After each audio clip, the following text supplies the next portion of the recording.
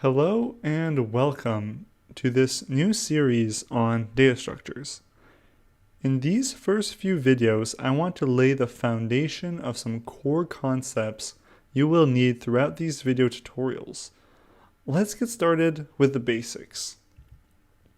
So what is a data structure? One definition that I really like is a data structure is a way of organizing data so that it can be used efficiently. And that's all a data structure really is. It is a way of organizing data in some fashion so that later on it can be accessed, queried, or perhaps even updated quickly and easily. So why data structures? Why are they important?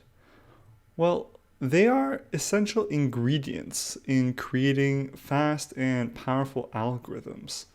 Another good reason might be that they help us manage and organize our data in a very natural way. And this last point is more of my own making, and it's that it makes code cleaner and easier to understand. As a side note, one of the major distinctions that I have noticed from bad, mediocre to excellent programmers is that the ones who really excel are the ones who fundamentally understand how and when to use the appropriate data structure for the task they're trying to finish. Data structures can make the difference between having an okay product and an outstanding one. It's no wonder that every computer science undergraduate student is required to take a course in data structures. It is strange that before we even begin talking about data structures, that we need to talk about the abstraction of data structures. What I'm talking about is the concept of an abstract data type. What is an abstract data type and how does it differ from a data structure? Well, the answer is that an abstract data type is an abstraction of a data structure which provides only the interface to which that data structure must adhere to. The interface does not give any specific details on how a specific data structure should be implemented or in what programming language. One particular example I like to give is to suppose that your abstract data type is for a mode of transportation to get from point A to point B.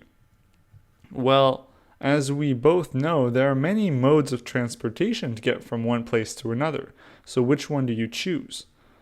Some specific modes of transportation might be walking or biking, perhaps even taking a train, and so on. These specific modes of transportation would be analogous to the data structures themselves. We wanted to get from one place to another through some mode of transportation. That was our abstract data type. How did we do that exactly? Well, that is the data structure. Here are some examples of abstract data types on the left and some possible underlying implementation on the right-hand side. As you can see, a list can be implemented in two ways. You can have a dynamic array or a linked list. They both provide ways of adding, removing, and indexing elements in the list.